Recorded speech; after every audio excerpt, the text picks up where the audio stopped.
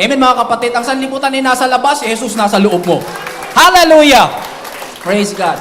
So ipagpatuloy po natin yung ating series, Fit. Nakita na po natin na sa seryeng ito, ikaw ay fit na. You are faultless. Kahit na meron ka pang kakulangan, kakapusan sa panlabas, pero sa born again spirit mo, you are already faultless. Bakit? Inalis na po ni Kristo ang iyong mga faults. In fact, sabi po sa isang talata sa Jude yata, sa Jude, hindi po ako sigurado, pero tingnan nyo na lamang po, no? That Jesus is going to present us before God faultless. Bakit ka nga ipipresent ni Jesus faultless before God? Kasi lahat ng fault napunta sa Kanya. Nakuha na. Wala nang naiwan para sa'yo. Sabi mo sa katabi mo, you are faultless. Hallelujah. You're also ideal. Katanggap-tanggap ka. Hindi ka man tanggapin ng mga mahal mo sa buhay o meron man mga pagkakataon, no, na may mga taong ayaw sa'yo o yung mundo ayaw sa'yo. Pero po ninyo mga kapatid, meron po ako sinagot na poll sa YouTube. Sabi po ng poll, what is the symbol of Merry Christmas? Ang choices niya, Christmas star, Santa Claus, Christmas tree, candy. Yung candy, yung pag ganun. Yun. Sumagot ako, sabi ko, the best symbol for Christmas is the manger. Where we have baby Jesus, Joseph, tapos si Mary, tapos nandun ang mga hayop, tapos nandun ang wise men. Tapos may sumagot sa akin. Sabi niya, nope, sabi ganun, it's the tree. It's the tree daw. Sabi ko, sumagot ako sa kanya, sabi ko, without Christ, there is no Christmas. And without Christmas, you won't even have your tree. Tapos sumagot na naman siya sa akin. Ano po? Naghaba na po kami, and ang kaduluduluhan, galit na siya sa akin. Hindi ko po alam kung sino siya. Hindi ko alam kung taga saan siya lupalop. No po? Pero ganun nga po kasi mga kapatid, meron pa nga po siyang isinulat sa isa sa mga comment niya. Sabi niya, there is no need to bring up Jesus. Pag nabasa mo yun, magpapanting ang tenga mo. Bakit ka nakikisawsaw sa Christmas namin, tapos sabihin mo sa amin, no need to bring up Jesus? Samantalang kaya naman may Christmas ay dahil may Christ. Hindi mo pwedeng i-spell ang Christmas nang walang Christ. Amen mga kapatid? Ano yung kanta natin kanina? Yung tungkol kay Jesus lahat. You are the center of it all. Amen? Si Jesus lang ang sentro mga kapatid. And so, ikaw kapatid ay faultless, ikaw ay ideal, ikaw ay triumphant. Ano man yung dinadaanan mo mga pagsubok ngayon kapatid, you are triumphant. Ikaw ay pinagtagumpay na ng Panginoon. Amen mga kapatid? So, ulit-ulit po tayo, sinasabi po natin, the Christian life is all about renewing the mind. May ginawa na si God, tapos na. Ang gagawin mo na lang habang hindi ka pa sinusundo ni Jesus, magbago ka ng isip. Saan? Sa mga katotohanang ginawa na niya. Amen mga kapatid? Yun ang gagawin natin para paglabas po natin sa mundong ito, makakapamuhay po tayo ng may pagtatagumpay. So, tuloy po natin mga kapatid. Napakahalaga po ng perfect climate of grace. Yun po yung tinalakay natin nung huli po akong tumayo rito. The perfect climate o yung perpektong klima ng biyaya. Mahalaga po yan mga kapatid. Ngunit alam po ba natin na mayroon pa pong sorpresa si Lord sa atin? Hindi po sapat kay God mga kapatid na malaya ka lang sa kautusan at ikaw ay nasa ilalim ng biyaya. Hindi po sapat kay God mga kapatid na ikaw ay may pagkaalam lang na tinatanggap ka niya. Na ikaw ay katanggap-tanggap sa Kanya. Ayan, no? Marami na po tayong nagawang kasalanan sa buhay natin. Tama mga kapatid yan, nakataas ng kamay ko. Taas mga kamay mo kung marami ka nang nagawang kasalanan sa buhay mo. Ito matindi mga kapatid. Pati nung naging Kristiyano ka na, marami ka rin nagawang kasalanan. Nakataas na naman ang kamay ko. No? Nung bago ka maging mananampalataya, ma-born again, marami ka na nagawang kasalanan. Tapos, nung na-born again ka na, nung ligtas ka na, nung anak ka na ng Diyos, nung mananampalataya ka na, marami ka pa rin nagawang kasalanan kahit na Kristiyano na tayo. Kaya po, napakadaling mauto at maniwala ng mga Kristiyano sa mga mensahe tungkol po sa pagpapabuti sa sarili, tungkol po sa self-improvement. Kaya po, pag nagmensahe po si pastor dito ng tungkol sa paano mo papagtatagumpayan ang kasalanan, narito ang 7 hakbang. Pagka ganon, bentang-benta yon. Utong-uto po at madaling maniwala ang mga Kristiyano, lalo na't ibinabandera at ipinamumukha lagi ni Satanas sa harap po natin yung lahat ng ating kakulangan at lahat ng ating mga kakapusan. Pero alam niyo po ba mga kapatid na mayroon po solusyon si God? Ano po solusyon ng Diyos mga kapatid? Ito po yun yung title natin. Basahin nga po natin sabay-sabay. The perfect sacrifice. Isa pa, the perfect sacrifice. Nais po ng Diyos natin mga kapatid na tumingin po tayo hindi sa ating mga kasalanan, hindi sa ating mga kakulangan, kasi nandiyan naman yan, tingin ka pa ng tingin. Parang yung tagyawat kapatid, may tagyawat ka na nga, harap ka pa ng harap sa salamin, sabi mo, lungan mo ng tagyawat. Parang lumalaki. At pag lumaki na yan kapatid, anong gagawin mo? Matutukso ka na tirisin. Diba? Bakit? Tingin ka kasi ng tingin. Hindi naman yun mawawala sa katitingin mo. Kasi sabi ni God, huwag kang tumingin sa kasalanan mo, tumingin ka doon sa the perfect sacrifice ng aking bugtong na anak. What is the perfect sacrifice? The perfect sacrifice refers to the finished work of Jesus on the cross and His resurrection. And ang title po natin, the perfect sacrifice, ano po ba ibig sabihin ng perfect? Ibig sabihin po ng perfect mga kapatid ay faultless. Sa Tagalog, walang kapintasan. Walang kamali-mali. Yan po ang sakripisyo ni Kristo sa krus. Ibig sabihin ng perfect, mga kapatid, flawless. Ibig sabihin, walang kasira-sira. Walang kadepe-depekto. Yan po ang sakripisyo ni Kristo doon sa krus na ginawa para sa iyo. Ibig sabihin ng perfect, mga kapatid, consummate. Ibig sabihin sa Tagalog, ganap. Lubos. Yan ang ginawa ni Kristo para sa iyo. Ibig sabihin ng perfect, absolute. Hindi mapag-aalinlanganan. Sabi mo sa katabi mo, huwag ka nang magduda. Huwag ka nang magduda kasi itong perfect sacrifice na to, ibig sabihin ng perfect, hindi mapag-aalinlanganan. Complete. Kompleto. Sabi po ng iba, kompleto. Buo. Walang kulang. Yan po ang sakripisyo ni Kristo sa krus para sa atin. The perfect sacrifice, perfect means thorough. Masusi. Pag sinabing masusi, mga kapatid, walang detalye na naiwan. Lahat na dali. No? Lahat ay na-address, masusi. Unqualified, walang pasubali. Hindi nagkukunwari, eto yun.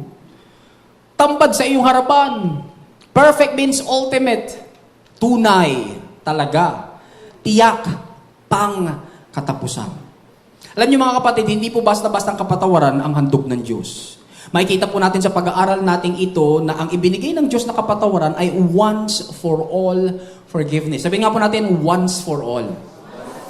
Sabihin nga natin, minsan at pang walang hanggan. Yan po yung kapatawaran niya mga kapatid. Itong uri po ng kapatawaran ito ay hindi po natin naranasan at mahimala po itong tumutulong sa atin para tayo po ay makafocus, makatuon sa pagiging fit natin kay Kristo. Sa totoo lang, ang usapin po ng kapatawaran ng Diyos ay kontrobersyal para po sa maraming tao.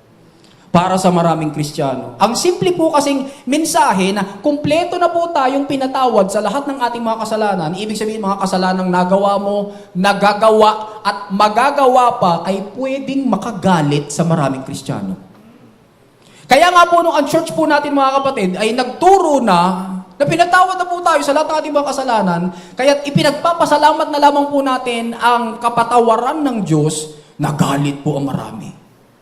Hindi lamang po sa loob ng ating church, at sila po ay nag-alisan, kundi even in the body of Christ, nagalit po sila. Pinatayo po ako sa meeting ng mga pastor, mga kapatid, at doon pinapagsalita po ako. Nagulat ako sapagkat sa totoo lang, parang 30, 25, 30 lang naman ang mga dumadalong pastor. Pero bakit nung araw na yon, nung Lunes na yon mga kapatid, napuno po yung isang simbahan kung saan kami po nandoon. Para po ako nakatayo sa Sanhedrin. Pero salamat po sa Panginoon, sa biyaya niya mga kapatid. Tinindigan po natin ang biyaya ng Diyos, ang teaching ng finished work ni Jesus, at nagpatuloy po tayo. Pero nagalit po sila, hallelujah. Alam niyo maganda kay God, pinatawad na sila ni God. Kahit bago pa man sila nagalit. Doon sa krus na una nang nagpatawad ang Diyos. Ano po? Meron po isang dumadalo dito sa ating church. Sabi niya sa akin, Pastor, Nakausap ko po yung isang kapatiran, hindi po taga dito sa ating church, taga ibang church. Nung malaman po niya na dito po ako dumadalo, sabi niya, ba't ka dumadalo dyan kina Pastor Anthony? Hindi na humihingi ng tawad dyan. So siya po ay natigilan, tapos sabi niya kasi sabi niya doon sa kausap niya, kailangan kasing unawain niyo kung bakit. Ngayong araw na ito mga kapatid, ito naman natalakay na po natin, pero ngayong araw na ito, pinagpala ka kasi tatalakayin natin na mas malinaw pa ulit. Di ba natin napapansin mga kapatid na yung mga lessons natin, palinaw na ng palinaw? May malabo pa ba? Wala na eh. Wala na pong malabo at palinaw na po ito ng palinaw. May depekto yung mic, meron din yun. Okay. Palinaw na po ito ng palinaw mga kapatid. Praise God. Sa totoo lang, yung usapin po ng kapatawaran, ulitin ko po, ito po ay nakakagalit sa iba. Okay? Kasi ang tanong nila, hindi ba mahalaga ang kasalanan? Bakit ang tinuturo nyo yung biyaya na pinatawad na tayo ng Diyos, bakit hindi ba mahalaga ang kasalanan? Siyempre mahalaga po. Siyempre mahalaga po na sa ating mga asal, kilos, gawi at ugali ay hindi ka na nagkakasala. Tama po ba yan mga kapatid? Tinuturo naman natin dito na huwag ka na magkasala. Tama po mga kapatid. Narinig niyo po ba mga kapatid na itinuro natin dito na dahil nasa biyaya na tayo ay okay lang magkasala? Wala. I-search mo yung lahat ng video. Hindi po natin sinabi, wala pong tumayo rito mga kapatid, pastor man o nagpapatutuo na magsabing, yehey! Nasa grace na tayo. It's all right to sin. We are now free to sin. No mga kapatid, ang teaching po ng grace is we are free from sin. We are not free to sin. We are free from sin. Hallelujah.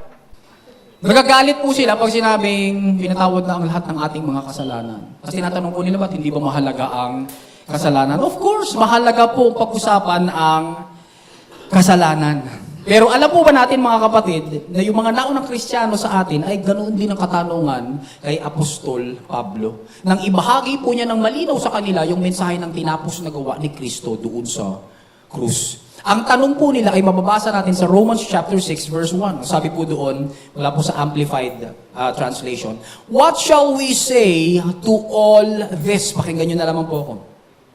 Should we continue in sin and practice sin as a habit so that God's gift of grace may increase and overflow? Yun ang tanong po nila mga kapatid. Okay lang naman po talagang sumulpot itong ganitong tanong. Pag tama po kasi at matapat ang pangangaral natin ng mabuting balita ni Kristo, yung mensahe ng tinapos niyang gawa, lalabas talaga itong mga tanong na ito.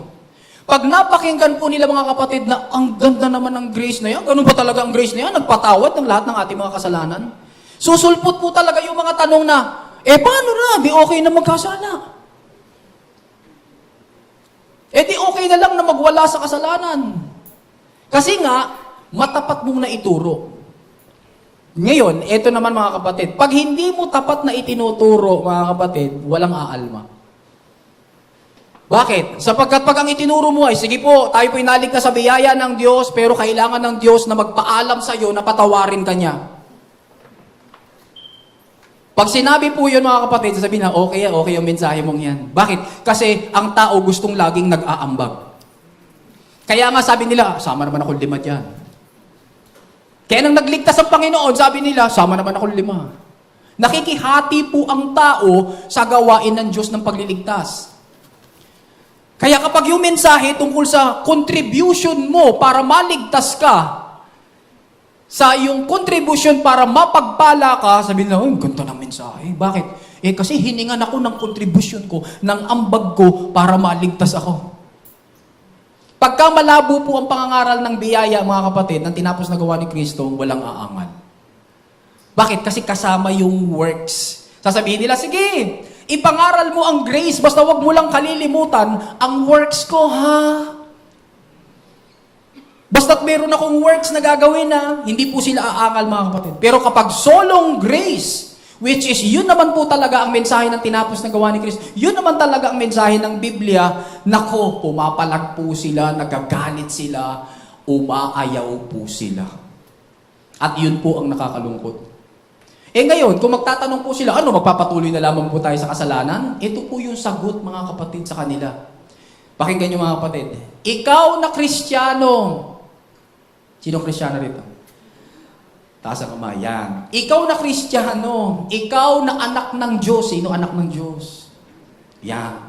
Ikaw na mananampalataya na, believer ka na. Taas ang kamay ng mananampalataya.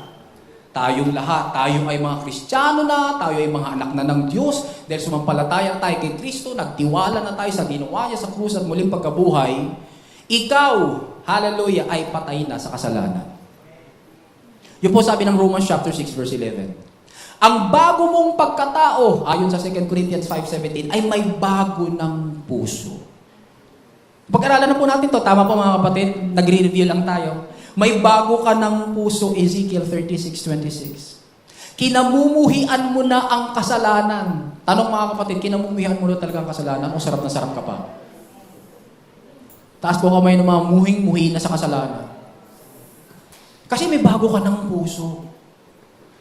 Ayaw mo na ng kasalanan. Yun po sabi ng Romans 12:9, 1 Corinthians 15:34. And 1 John chapter 3 verse 9. Ayaw mo nang magpatuloy sa pagkakasala. At hindi mo mapigilang sobrang mahalin si Jesus. Sino po dito nagmamahal kay Jesus? Amen. Kaya ka nga nandito. Amen. Hindi ka naman naparito dahil sa aircon. At hindi ka rin naman naparito para kung kanino lang. Ikaw ay nandito because you love Jesus. Ikaw ay narito because you want to worship the God of all grace. Ikaw ay narito dahil gusto mong sumamba sa Panginoon. Amen mga kapatid? Kaya naman pagdating po sa araw-araw na pamumuhay natin bilang mga anak ng Diyos, ganito po yung pagkakasabi ni Pablo sa Romans chapter 6 verse 2. All of us, sabi nga po natin all of us, died to sin. How can we live in it? Namatay na tayo sa kasalanan, paano pa naman tayo makapapamuhay sa kasalanan pa rin? Patay ka na nga doon. Amen mga kapatid?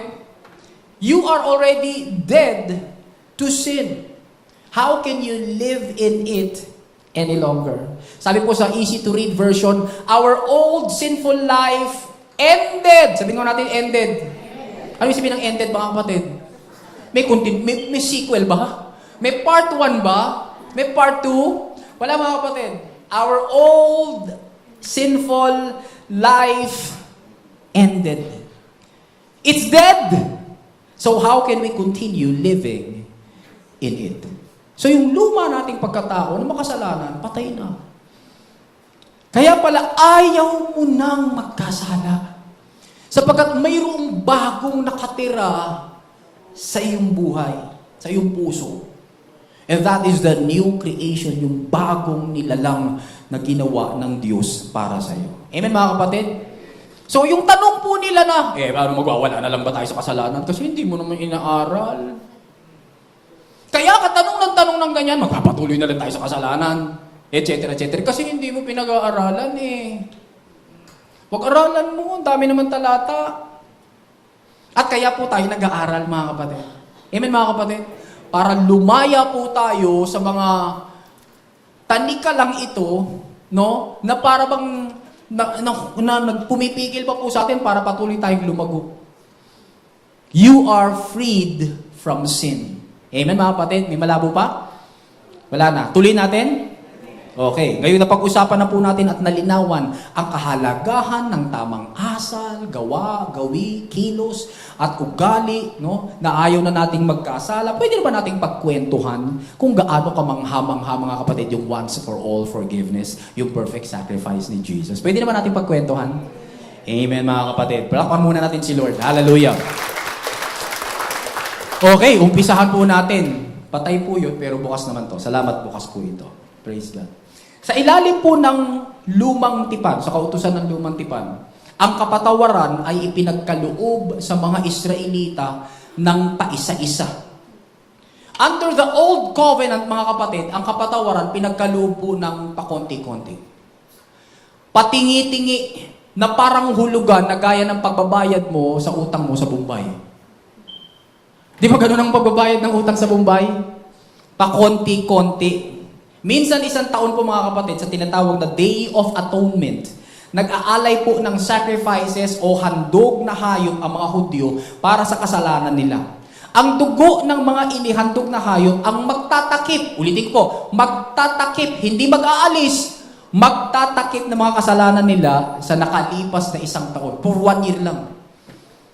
So yung mga handog na hayop, yung dugo noon mga kapatid, good for 1 year to cover their sins. Not to take away their sins, but to cover their sins. Ito po ang nakakatawa. Pero pagkagaling po nila, halimbawa sa fiesta ng Day of Atonement, tapos umuwi na po sila, natapilok sila, nadapa. At nung sila ay nadapa, nasabi, buntot ng baka. Buti sana kung buntot ng baka ang nasabi, no? Baka ibang bahagi ng baka. Ano? O kaya napasumpa, napamura. Ay, puto ko tsinta. Nung napapura siya, guess what mga kapatid? Kagagaling lang niya sa Day of Atonement. Ano mangyayari sa kanya mga kapatid? Meron na naman siyang isang kasalanan na nakalista, madadagdag doon sa listahan niya. Kaya kinakailangan na naman niyang bumalik sa 1 taon. In fact, bumabalik po sila kada taon para magpatakip ng kasalanan mga kapatid. Ito po ang tinatawag ng Bible na paulit-ulit na kapatawaran. Tingnan niyo po, sabi mga kapatid sa Hebrews chapter 10 verse 11. Day after day, every priest stands and performs his religious duties. Alam po ba natin mga kapatid, yung day after day, pwede po nating sabihin, day after day, after day, after day, after day, after day, after day, after day, after day, after day, after day. Pwede po nating sabihin niya ng ganyan. Kaya lang yung sumulat po ng Hebrews, sayang naman ng tinta. Sabi na lang niya, day after day.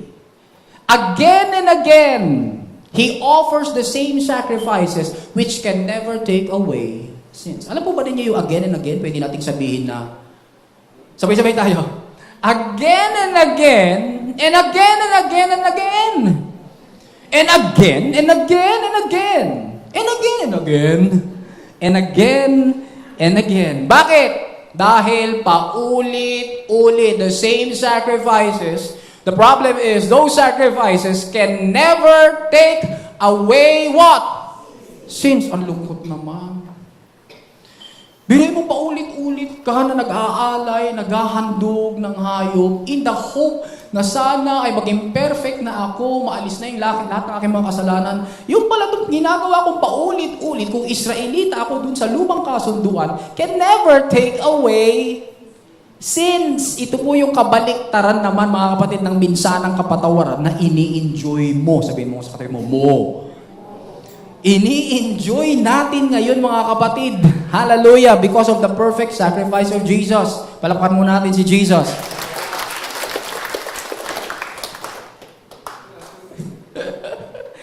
Thank you, Lord.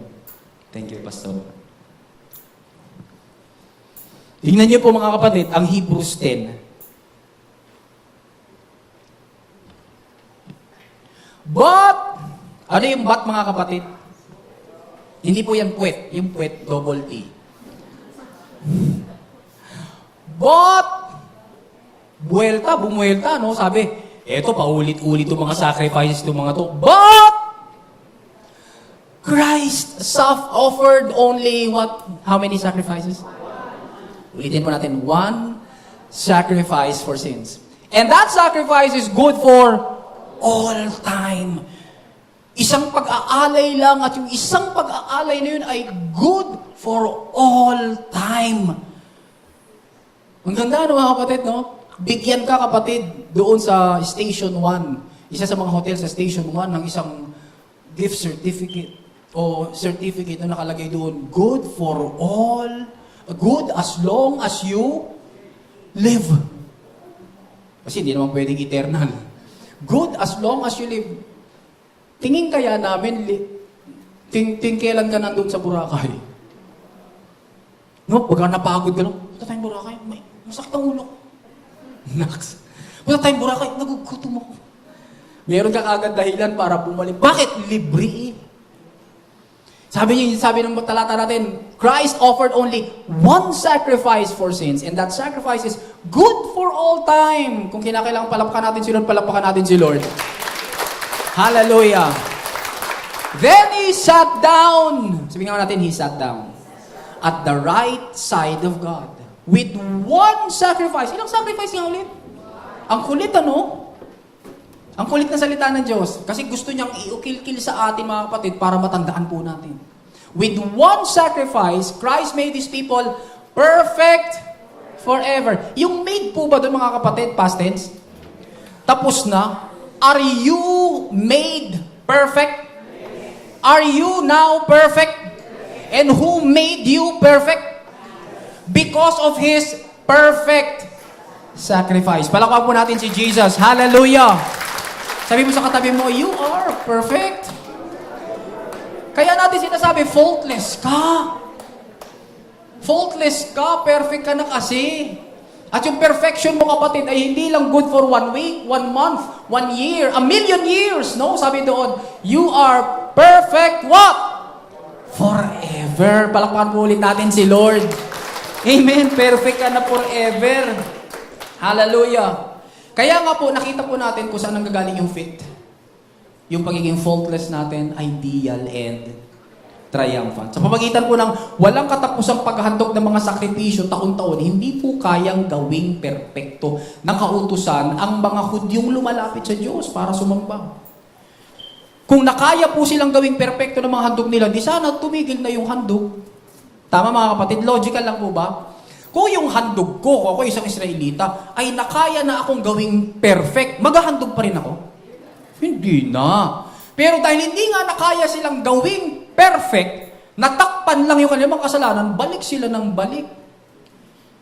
Dahil hindi sila perfect. Ano po? Hindi po tumitigil yung paghahandog nila. Hebrews 10:2, sabi sa easy to read version, if the law could make people perfect, those sacrifices would have already stopped. They would already be clean from their sins and they would not still feel guilty. Tagalogin natin ang salita ng Diyos. Dahil kung napatawad na sila sa pamamagitan ng mga handog, hindi na sana sila uusigin ng kanilang budhi. At hindi na nila kailangang maghandog pa. Tama lang ba mga kapatid?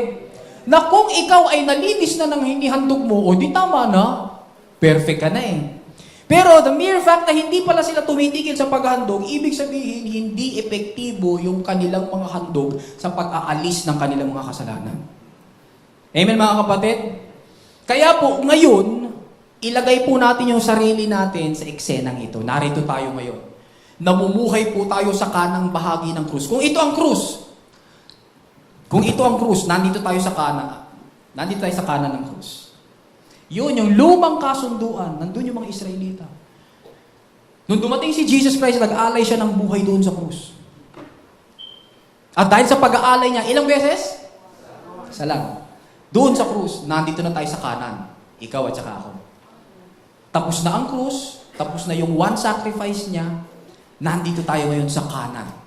Nasa ilalim tayo ngayon ng bagong tipan ng biyaya. At ang naging sakripisyo mo para sa lahat ng ating kasalanan ay hindi po hayop, kundi yung kordero ng Diyos na walang batik. Perpekto. Si Kristo. Sa makatuwid, meron po tayong uri ng kapatawaran na hindi po naranasan ni in-enjoy ng mga Israelita doon. Amen mga kapatid? Payag kayo? Iba yung kapatawaran natin. Sa kapatawaran nila na paulit-ulit, patingi-tingi, pakonti-konti, sa atin po, iba. Hindi po tayo pinapatawad ng paisa-isa. Hindi po tayo pinapatawad ng pakonti-konti o patingi-tingi na parang installment na pagbabayad natin sa pag-ibig o kaya sa insular. Hindi po mga kapatid. Dahil sa perpekto at once for all na sakripisyo ni Kristo sa krus, kumpleto na at wala na pong hanggan na pinatawad tayo at nilinis sa lahat ng ating mga kasalanan. Kasalanang nagawa, nagagawa, at magagawa pa. Kaya nga, hindi na po natin hinihingi ang kapatawarang ito. Binigay na nga nasa iyo na. Kasi sa isang ilang beses siya namatay, isa lang. So, dahil isa lang, nasa iyo na ang kapatawaran, huwag ka nang humingi. Anong gagawin mo? Magpapasalamat. Amen mga kapatid? Nagpapasalamat ka na ikaw ay pinatawad na. In fact, mga kapatid, basahin po natin ang epistles. Basahin po natin ang Romans, 1 Corinthians, 2 Corinthians, Galatians, Ephesians, Colossians. First Thessalonians, Second Thessalonians, basahin po natin lahat. Wala po kayong mababasa na parirala o phrase na humingi ka ng tawad. Wala rin po tayong mababasa na phrase na paghingi ng tawad. Kasi kung mahalaga pala na kailangan humingi po tayo ng tawad, dapat tinuro ng mga apostol. Tama mga kapatid? Pero wala kang mababasa. Ibig sabihin, kung wala kang mababasa, hindi kasi yun. Kaya ka walang nabasa ay sapagkat ang itinuro ay once for all forgiveness. Na ang kapatawaran ay ipinagpapasalamat na lamang. Amen mga kapatid? Tingnan niyo po sabi sa 1 Peter chapter 3, verse 18. For Christ also hath once suffered for sins. How many? Ilang beses nag-suffer? Suffered for sins. The just for the unjust. Sino yung just? Si Christ. Sino yung unjust? Sabi sa katabi mo, ikaw yung unjust. Namatay si just, si Christ, para sa atin na unjust. Bakit? That He might bring us to God. Kaya namatay si Kristo para madala kanya sa Diyos. Tingnan pa po natin. Christ, mula po sa The Passion Translation, Christ suffered and died for sins once and for all. The innocent for the guilty. Sino yung innocent? Si Christ. Sino yung guilty? Tayo. Bakit? To bring you near to God by His body. Tingnan po natin yung verse 18 sa Good News Translation. For Christ died for sins once for all. We are looking at the same verse, ibang translation lang. A good man on behalf of sinners. Sino yung good man? Si Christ. Sino yung sinners? Tayo. In order to lead you to God. Tingnan po natin tong LSB. For Christ also suffered for sins once for all. Ilan daw? Once. The righteous for the unrighteous. So that He might bring you to God. Sino ang righteous? Si Christ. Sino ang unrighteous? Tayo. Napansin po ba natin yung kaibahan ni Jesus sa atin? Siya po ang just, tayo ang unjust. Siya ang innocent, tayo po ang guilty. Siya ang good, tayo ang sinners. Siya po ang righteous, tayo po ang unrighteous. Praise God. Sino dapat ang mamatay? Tayo. Ay, sino ang namatay? Siya. Anong tawag doon mga kapatid? Biyaya. Palakpakan nga po natin si Lord. Hallelujah. Lakasan po natin ang palakpak.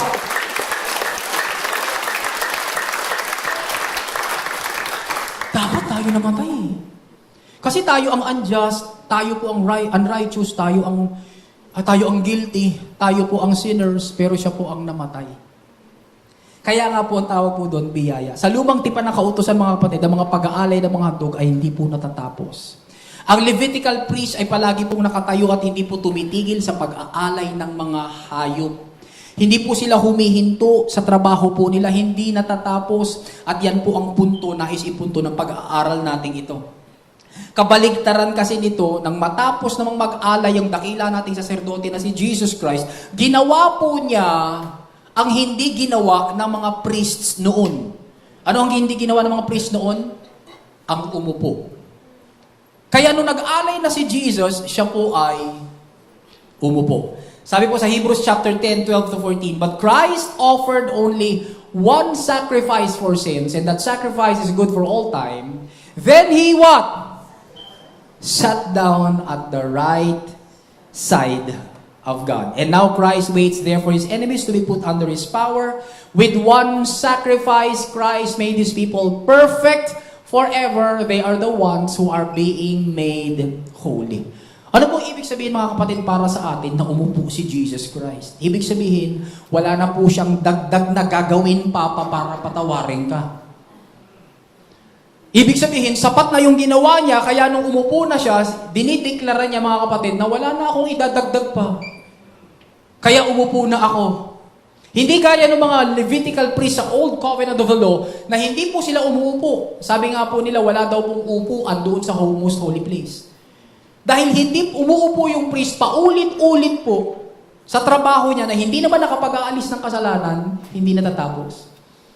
Pero si Kristo, mga kapatid, umupo. Kaya nga doon sa krus, sumigaw na siya, "It is finished." Kaya ang lakas ng loob ni Jesus Christ sabihin, "It is finished." Bakit? Sapagkat umupo na po siya. Hallelujah. Binura na po ang lahat ng ating mga kasalanan magpakailanman. Ano sabi ng Romans chapter 4 verse 8? "Blessed is the person the Lord will never charge with sin." Taas po kami ng blessed.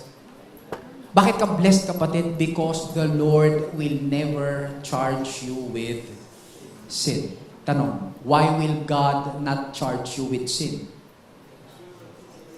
Because your sin was charged on Jesus. Amen, mga kapatid? Pengin namang ngiti dyan. Pengin namang palakpak dyan para kay Jesus. Hallelujah!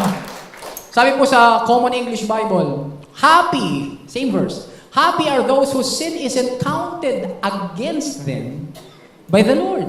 Bakit po, mga kapatid, hindi na-counted sa'yo? Because Jesus offered the perfect sacrifice. Kaya pag pinag-usapan po yung mga kasalanan natin, ang posisyon po ni Jesus Christ nakaupo. Pag lumapit ka kay Jesus, pag-usapan nga natin yung mga kasalanan ko. Ano sabi ni Jesus? Teka, upo ako. Uupo si Jesus, ipapakita niya sa'yo na wala na siyang gagawin pa para sa mga kasalanan mo. Lord, pag-usapan po natin yung mga magiging kasalanan ko. Kasi baka makagawa ako ng kasalanan sa hinaharap eh. Sabi ni Jesus Christ, nakaupo na ako. Naka-rest na rin ako pagdating sa mga magagawa mo pa. Bakit? Sapagkat minsan lang ako nag-sacrifice. And sabi ng salita ng Diyos, that sacrifice is good for all time. Kaya ang tanong na lang, tanong mo sa kapatid, sa katabi mo, ang tanong na lang ay ito. Ano naman ang posisyon mo pagdating mo sa mga kasalanan mo? Kung si Jesus nakaupo na pagdating sa mga kasalanan mo, ikaw, kagaya ka pa rin ba, mga kapatid, ng Levitical priest dun sa Old Covenant of the Law, na pauli-uli, at hindi natatapos ang mensahe hindi natatapos ang gawa, dahil patuloy ka nagpapalinis, patuloy ka na nagpapatakip ng kasalanan? O kagaya ni Jesus, uupo ka na rin? Sino po rito, mga kapatid, ang malikot pag nagpapagupit? Yan, nagpapagupit ka, tapos galaw ka ng galaw.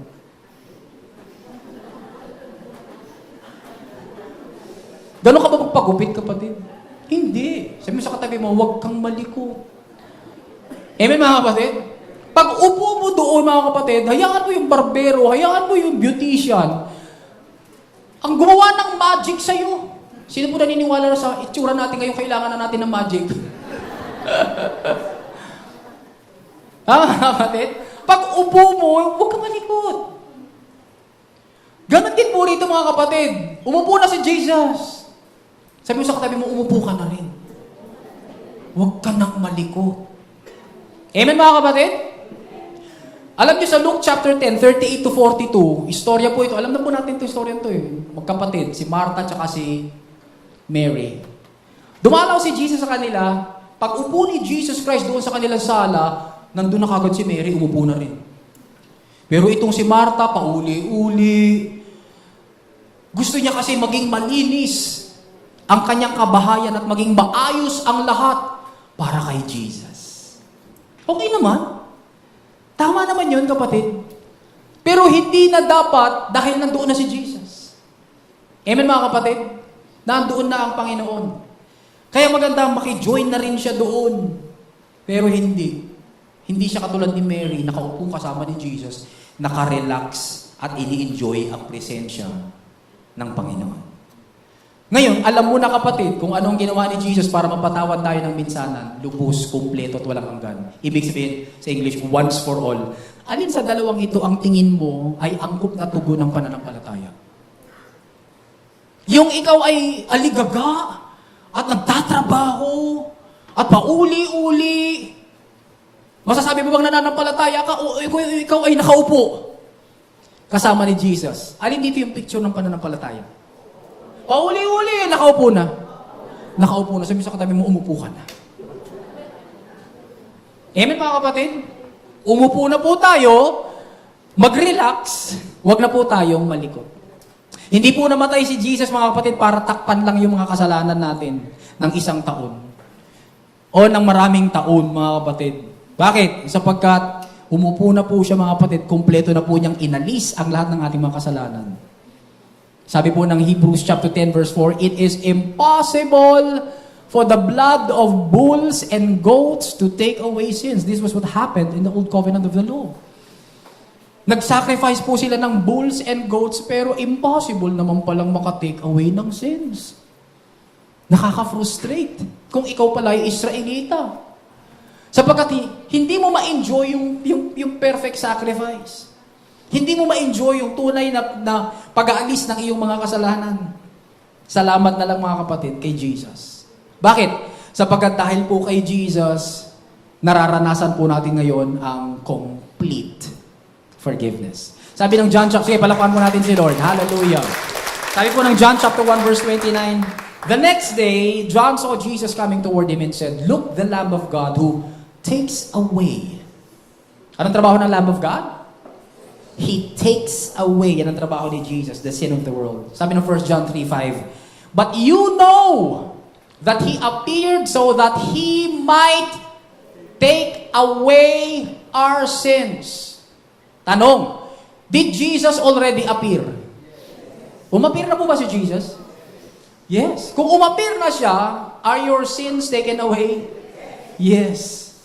Napako na po siya sa krus, your sins are already taken away. Ibig sabihin, mga kapatid, totoong inalis na po yung mga kasalanan natin dahil ang inihandog po ni Jesus ay the perfect sacrifice para sa mga kasalanan natin. Kaya totoo po, nung sumigaw po si Jesus Christ sa krus, it is truly what? Finished. It is finished.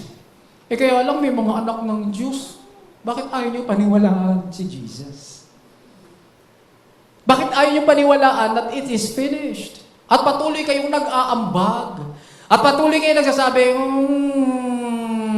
hihingi pa rin ako ng tawad. Gagawin ko pa rin ito para maging malinis ako. Ang tawag pa naman sa iyo, believer. Ang tawag pa naman sa iyo ay mananampalataya. Wala po tayong dapat ipagduda, mga kapatid. Minsan lang namatay si Jesus. Gumana na po ang cross the first time na ito po ay gamitin ni Jesus. In fact, wala pong second cross. Hindi na po mangangailangan si Jesus ng pangalawang cross. Para umakyat na naman siya doon at maipako na naman siya. Sapat po yung nag-iisang cross na yun kung saan nag-alay po si Jesus ng kanyang buhay. Kaya di na po kailangan ng dagdag na kapatawaran. Sabi nga po natin, nasa akin na ang lahat ng kapatawaran at paglilinis sa kasalanan na kailangan ko. Nasa iyo na. Malinis ka na. Pinatawad ka na. Alam mo ba natin, mga kapatid, na yung mga Hudyo noon, meron po silang alam na hindi natin alam ngayon? Ano po yun? Na dugo ang pambayad sa kasalanan. Hindi natin pinag-uusapan ng dugo ngayon eh. Kapag sinabing dugo, pagkain. Yan. Dinuguan yan. Dinuguan na, nagmamantika, yung tuyo na, etc. Tayo mga Kristyano, hindi na po kumakain ng dugo. Bakit? Basahin niyo po yung Acts chapter 15. Hindi po pinakakain ang dugo. Huwag mo ipag-pray. Kasi hindi yan food. Kasi ginagamit ng ibang Kristyano, di sabi, pag-pray daw natin yung bawat kakainin natin eh. Na binigay sa atin ng Diyos bilang pagkain. Pero may nauna ng talata na ang dugo ay hindi pagkain. So, ba't mo pinagpe-pray? Amen? Ang kandila po ba ay pagkain? Hindi. Pag-pray ko to, kakainin ko. Pwede? Hindi, babanalin ito ni Lord. Hindi, pagpapalain ni Lord pag pinag-pray ko. Sasabihin niyo sa akin, hindi ho yan pinakakain sa inyo. Ganoon din ang dugo. Ang dugo, hindi pinakakain sa atin. So tayo po, mga kapatid, nung hintil pa tayo, nung tayo po hindi pa mananampalataya, natikman mo na ba ang dinuguan? Sabi mo sa katabi mo, tama na, okay na yun. Nasawsawan mo na ba ng puto? Okay na yan. Alam mo na ang lasa ng nailagay mo na ba sa pansit? Yung sabaw? Okay na yan. Sumunod po tayo sa Panginoon. Hindi po pagkain ang dugo. Kumain ka na marami. Madami pwedeng kainin. Pero sa dugo, sabi doon, hindi. Bakit? Kasi nga, yung dugo po ay buhay. At yung mga Israelita, alam po nila na ang pambayad po sa kasalanan, mga kapatid, ay dugo. Tingnan niyo po, sabi sa Hebrews 9:22. In fact, the law, saan yung law? New o old? Old. The law requires that nearly everything be cleansed with blood. Ano daw panlinis, mga kapatid? Dugo. And without the shedding of blood, there is no forgiveness. Paano ka mapapatawad? Dugo. Tanungin ko kayo, mga kapatid. Paano kayo mapapatawad? Dugo o salita? Dugo. Pero anong tinuro sa atin? Humingi ka ng tawad. Magsalita ka. Panginoon, patawarin mo po ako. Patawarin mo po ako. Nakagawa ka naman ng kasalanan.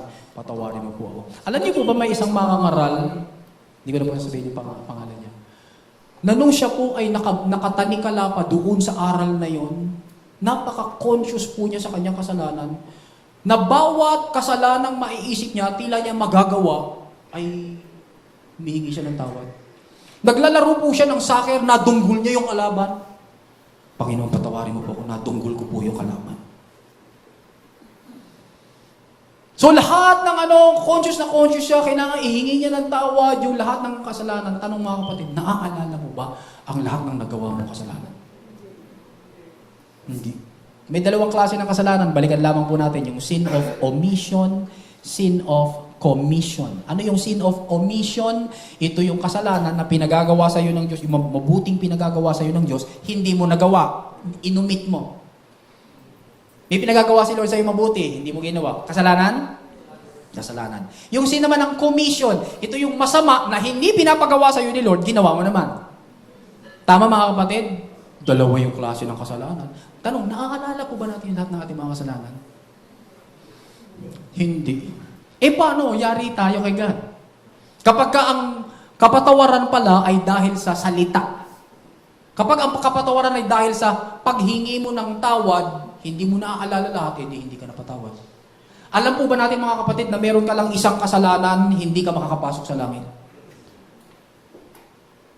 If you have one unconfessed sin na hindi napatawad, hindi ka makakapasok sa langit. Impyerno ka. Sabi mo sa kapatid mo, impyerno ka. Kakatakot ano ba mga kapatid? Tapos ito tayo pinangalandakan natin, Lord, papatawarin mo ko sa kada hingi ko ng tawad. Na parang ang galing mo naman. Na nakabatay ang kapatawaran ng Diyos sa paghingi mo ng tawad. Sino ba magaling? Ikaw o si Kristo? Si Kristo. Ilang beses ka hingi ng tawad? Ang dami. Hindi mo nga maalala eh. Pero si Kristo, sabi niya, Anthony, huwag malikot. Umupo ka. Sabi sa kapatid mo, umupo ka. Umupo na po si Jesus Christ. Umupo na po tayo. Sapat na po yung ginawa niya doon sa krus ng Kalbaryo. Bakit? Sapagkat ang kapatawaran ay dahil sa dugo o salita? Dugo. Wala kang kinalaman.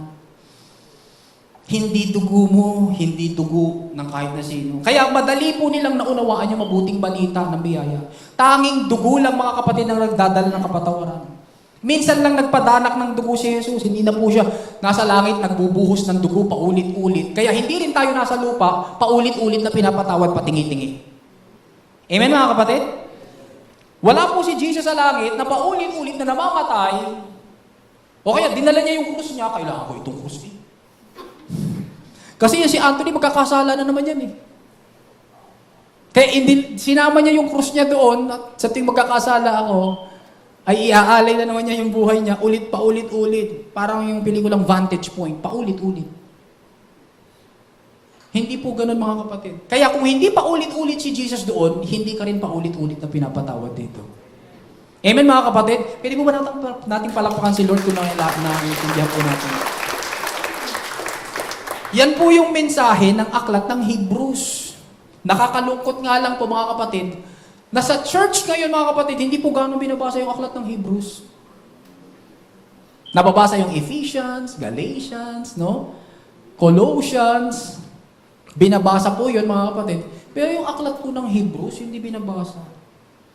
Maraming Kristiyano po ngayon, hindi po tuloy sigurado kung gaano sila kumpletong pinatawad. At dahil hindi sila sigurado, sa totoo lang, narito po yung isang karaniwang paniniwala. Ngayon, 2023, ito yung paniniwala ng maraming Kristiyano. Hindi po sa church na ito ha. At hindi po sa churches ng biyaya. Sa mga mixture. Ano po yung mga paniniwalang yan?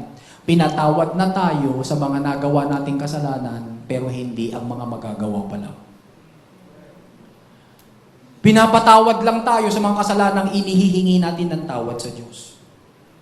Naniniwala pa nga po ang iba mga kapatid na nawawala yung kaligtasan nila sa tuwing makakagawa po sila ng kasalanan. At hanggat hindi sila humingi ng tawad at hindi sila nagsisisi, hindi mababalik yung kanilang kaligtasan. Marami tuloy ang mga anak ng Diyos mga kapatid ang walang kamalay-malay na bentang-benta po sa kanila mga kapatid ang ganitong pananaw. Ano itong pananaw na ito? Nang pinaniniwalaan ng maraming Kristiyano. Pinatawad ka na sa lahat ng kasalanan mo, maliban lang pag nagkasala ka. Ang gulo, no? Do you believe that you are forgiven of your sins? Yes. But I have sinned. So therefore, yung sin na nagawa ko ngayon, hindi pa yun napatawad. Yun po yung paniniwala. Inalis na ni Jesus ang lahat ng mga kasalanan mo at di na niya inaalala ang mga ito, maliban lang kung gumawa ka na naman ng kasalanan. Kaya nga mixture, paulit-ulit. Kaya depende sa iyo ang pagtanggap ng dagdag pang kapatawaran. Dahil dito, dapat mong tiyaking huwag kang makalimot na humingi ng tawad sa bawat kasalanan mo. Kaya mixture po mga kapatid, bunga ng ganitong depektibong pananaw, iniuugnay tuloy ng marami si Jesus doon sa lumang kasunduan, kung saan meron pong patingi-tingi at pakonti-konting kapatawaran. Ano nangyayari mga kapatid pagka gano'n? Na si Jesus nandito na nga, once and for all, nagpatawad na siya, nag-ualay na siya ng perfect sacrifice. Dadalhin natin si Jesus doon. Minamaliit tuloy natin mga kapatid yung ginawa niya. Hindi tayo naniniwala, mga kapatid, na tinapos na niya. Nililinaw po ng aklat ng Hebrews na si Kristo ay hindi pa ulit-ulit na namamatay sa langit. Kaya po naintindihan po ito, tingnan niyo po, Hebrews 9:24-26. For Christ did not enter a sanctuary, referring to heaven, made with human hands, that was only a copy of the true one. He entered heaven itself. Ito gusto kong makita natin mga kapatid. Now to appear for us. Sabihin natin, for me. For me. Pagkatas na mag-alay ni Kristo doon sa krus, nung siya ay umakyat na, He appeared in God's presence for me. For me. Sarap, no? I-meditate mo yan, kapatid. Pag uwi mo, pumasok ka sa kwarto mo. Sabihin mo, Lord, yung ginawa mo pala doon sa krus, it was for me. For me. Nirepresent mo ko sa harap ng Diyos. You appeared in heaven for me. See Jesus Christ before the Father. And pagharap ng anak sa Ama. Sabi ng anak, Ama, kumpleto yung ginawa ko sa krus ng Kalbaryo. At yun ay ginawa ko para kay Julian. Yun ay ginawa ko para kay Renato. Humaharap ako sa iyo ngayon, Ama, para kay Rodel, para kay Remio. Humaharap ako sa iyo ngayon, Ama. It is for us. It is not for him. It is for us. Amen mga kapatid? Kaya sabi mo sa katabi mo, umupo ka na. Umupo ka na. Jesus already appeared in heaven for us. Ano po sabi mga kapatid ng talata? Nor did He enter heaven to offer Himself again and again. The way the high priest enters the most holy place every year with blood that is not his own. Otherwise, Christ would have had to suffer many times since the creation of the world. Ito yung sinasabi natin. Hindi pa ulit-ulit sana si Kristo. But He has appeared once for all. At the end of the ages, at the culmination of the ages, to do away with sin. Once for all, to do away with sin by the sacrifice of Himself. Alam niyo, nang mabasa po ng mga Hudyo ito, mga kapatid, 2,000 years ago, nang mabasa po nila yung aklat ng Hebrews, sila po ay nagulantang. Ba't sila nagulat, mga kapatid? Ito kasi ang dating ng mensahe. Tingnan niyo po. Ito ang mensahe. Nung nabasa po nila yung kababasa nating talata, ito yung dating sa kanila. Hudyo ka. Lagi kang nasa templo. Ang isip mo, pag ikaw ay may kasalanan, mag-alay ka dapat sa templo. Pero nung mabasa mo yung sinabi ng aklat ng Hebrews, ito ang mensahe sa'yo. Wala nang natitirang handog para sa mga kasalanan. Huwag na kayong bumalik sa templo at umasang may bago pang mangyayari. Tigilan na ninyong mag-alay ng hayop sa altar. Wala na itong saysay.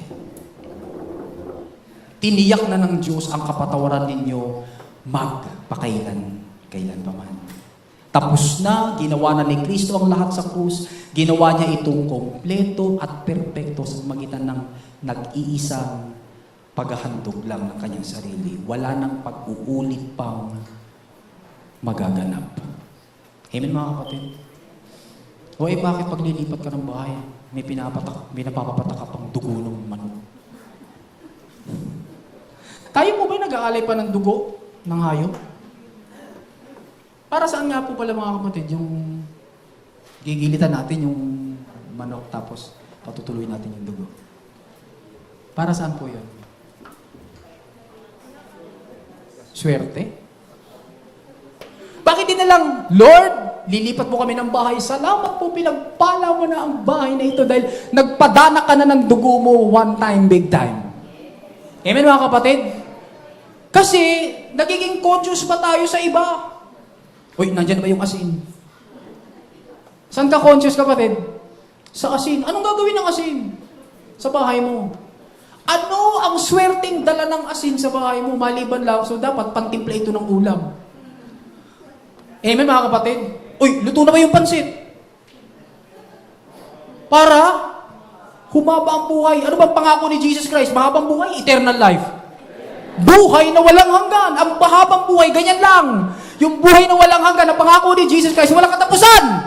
Hallelujah. So kanino ka? Sa pansit kay Jesus. Sa asin kay Jesus. Sa dugo ng manok o kay Jesus? Kay Jesus. Oh, New Year na. Kinakailangan bilog-bilog lahat, ha? Bakit kinakailangan bilog-bilog lahat? Kaya nagtatampo, mga kapatid, yung yung naka-tetra pack. Gusto bilog lahat. Para swertihin. Bakit tayo kumakain ng mga kalamay at mga para malagkit sa pamilya? Hindi ba sapat si Kristo, mga kapatid, na palagkitin ang inyong relasyon? Amen, mga kapatid? Alam niyo po ba, mga kapatid, na mayroong mag-asawa na yung lalaki ayaw na niya sa asawa niya? Pero nang siya isumampalataya kay Kristo at nagtiwala sa tinapos na gawa ni Kristo, na in love na naman siya sa asawa niya? Pagtingin niya sa asawa niya, gumanda. Tingnan mo yung asawa mo, kapatid. Ang ganda niyan. Hallelujah! Bakit? Nagsuot kasi ka ng bagong salamin? Hindi, mga kapatid. Dahil kay Kristo. Si Kristo lang ang bida. Amen, mga kapatid? Wala na pong iba. Kaya nga po, pag inisip po natin ang kapatawaran ng makasalanan natin, nakabatay po sa atin, at tungkol na naman sa atin, di wala po tayong kinaiba sa mga Hudyo. Kasi yung Hudyo na matigas ang ulo, kahit na isinulat na yung aklat ng Ebreo, sasabihin pa rin niya, hindi mag-akala pa rin ako ng hayop. Ngayon, parang ganoon din tayo kapag sinabi natin, pinatawad na tayo minsanan, pero hingi pa rin ako ng tawad. Pinatawad na ako ng minsanan, pero kailangan may gawin pa rin ako para ako ay patawarin na naman. As if hindi ka pa napatawad, kapatid. Pero pinatawad ka na. Hindi ka pa nga pinapanganak, pinatawad ka na. Sino ba nauna? Si Jesus Christ doon sa krus o ikaw? Wala po rito ipinanganak 2,000 years ago. Otherwise, you are 2,000 years old. Amen, mga kapatid? Hindi ka pa pinapanganak, hindi mo pa nagagawa yung una mong kasalanan. Nauna na si Jesus Christ. Bakit? Advance siya mag-isip. Advance mag-isip ang Diyos. Even Genesis chapter 3 pa lang, meron ng provision for our salvation. Nang bumagsak po ang tao, meron ng plan B ang Diyos. Amen mga kapatid? Hindi ba masarap na meron tayong Diyos na advance mag-isip? Bakit? Kasi minsan, bobo tayo mag-isip. Amen mga kapatid? Sino po rito minsan bobo? Ay, nakataas na kamay ko. Yung hindi nagtataas, talino mo. Purihin ang Diyos sa buhay mo. Hallelujah! Glory to God! Ilan na pong desisyon ang palpak nating dinesisyonan? Ilan na pong desisyon mga kapatid ang di dapat ginawa, pero nandun pa rin ang Panginoon? Bakit? Sapagkat si Kristo po mga kapatid ay sapat na. Tingnan niyo po, sabi po sa Hebrews 10:17-18. I will forget their sins and never again remember the evil they have done. And after everything is forgiven. Tanong, is everything forgiven? Yes. Napatawad na lahat? Yes. Tingnan niyo po sabi, there is no more need for a sacrifice to pay for sin. Sabi mo sa katabi mo, no more need. Tingnan niyo ilang translations. Verse 18. Mula po sa Complete Jewish Bible. Now where there is forgiveness for this, an offering for sins is no longer needed. Sabi sa Contemporary English Version, when sins are forgiven, there is no more need to offer sacrifices. Sabi sa Good News Translation, so when these have been forgiven, an offering to take away sins is no longer needed. Sabi sa New American Standard Bible, an offering for sin is no longer required. And sabi sa New International Version, sacrifice for sin is no longer necessary. I submit to you mga kapatid, that is the perfect sacrifice of Jesus. For whom? For us. Palakpan po natin si Lord. Hallelujah. Last thoughts, mga huling kaisipan mga kapatid. Alam po ba natin na wala pong 74% pinatawad ang Diyos? Hindi sinabi ni God, okay, Anthony, dun sa krus, you are 74% forgiven. And then you work out for the 26%. Hindi po mga kapatid. Kung ikaw ay hindi pa sumasampalataya kay Kristo, bagamat ini-offer na ang kaligtasan, ini-offer na ang kapatawaran, kung hindi ka pa sumasampalataya kay Kristo, you are 0% forgiven. Pero kung ikaw ay anak na ng Diyos, you are 100% forgiven. Wala pong nasa gitna, wala pong mga kapatid na medyo pinatawad ang Diyos, wala pong mga kapatid na bahagyang pinatawad ang Diyos, hindi po mga kapatid, wala pong mga kapatid na pinatawad ang Diyos ng kaunti. No? Ikaw ay either 0% forgiven or 100% forgiven. Ano yun? Sagot! Yung may ano naman, para pong 100% na kayo, pero parang 0% na sagot nyo eh. Kayo po ay, amen, palakpakan mo natin si Lord. Hallelujah! Kaya po mamili po tayo kung aayon tayo sa pahayag na ito. Okay? Payag ka ba dyan? Dahil kay Jesus, ako ay 100% pinatawad. Ano man ang mangyari, ano man ang maramdaman ko, ano man ang pagdaanan ko, dahil kay Kristo, hindi dahil sa galing ko, hindi dahil sa husay kong alalahanin ang aking mga kasalanan, dahil kay Kristo, ako ay 100% pinatawad. Amen mga kapatid? Sa ganitong klima po ng kumpletong kapatawaran, binibigyan po tayo ng inspirasyon at sigla ng Diyos para alisin po natin yung tingin natin sa ating mga kasalanan at ituon lamang sa ating tagapagligtas na si Jesus. May tanong ko sa inyo mga kapatid, for the last time. Kung nakatingin ka na kay Jesus, gusto mo bang magkasala? Ayaw mo na. Ayaw mo na. Kapag nalaman mo na pinatawad na ako ni Lord, nilinis na ako ng Panginoon, yung desire mo na magkasala, ay ayaw mo na. Wala na. Pero hindi ko sinasabi hindi ka magkakasala ulit. Kasi nga, meron tukso rito at patuloy tayo nagre-renew ng isip. Amen mga kapatid? Baka nga mamaya, habang nag-iintay ka lang dyan na lumabas yung kotse mo, nagalit ka na kay brother eh. Sabi, tagal naman maglabas ni brother ng kanyang kotse, gugutom na ako. Hindi ko sinasabing hindi ka na magkakasala. Pero kapatid, kung magkasala ka man ulit, Jesus has taken care of it. Amen mga kapatid? Because He offered the perfect sacrifice, we are 100% forgiven. Take away mga kapatid. Because of the perfect sacrifice of Jesus. Sabihin nga natin ito, basahin natin. Because of the perfect sacrifice of Jesus, I am 100% forgiven forever. At gaya kong ni Mary, I rest on that. Amen mga kapatid? Hallelujah! Thank you, Jesus! Jesus, salamat po sa perfect sacrifice mo. Salamat po, Jesus, ginawa mo yun for us. Wala kaming inambag, wala kaming kinontribute, wala kaming itinulong. Dahil nauna kang nag-aalay ng iyong buhay 2,000 years ago, hindi pa kami pinapanganak. At ngayon na napag-abutan kami, Panginoon, ng napakahalagang mensaheng ito, O Diyos ng biyaya, ng tinapos mong gawa. Wala kaming ginagawa, Panginoon, kundi sumampalataya lang. We believe you, Lord. We believe it, Lord. At dahil pinatawad mo na kami sa lahat ng aming mga kasalanan, pumapahinga po kami. Umuupo po kami katulad mo. Kapatid, sumampalataya ka na ba kay Jesus? Nagtiwala ka na ba sa tinapos niyang gawa? Gawin mo yun ngayon. Nais kitang samahan sa isang maikling panalangin ng pagkilala kay Jesus. Dito sa kalipunang ito, o kung nanonood ka, sabihin mo, Panginoong Jesus, ako po ay isang makasalanan. Salamat po, pinatawad mo ang lahat kong kasalanan. Sumasampalataya ako sa iyo. Nagtitiwala sa tinapos mong gawa sa krus at muling pagkabuhay. Sinusulat mo ang aking pangalan sa aklat ng buhay.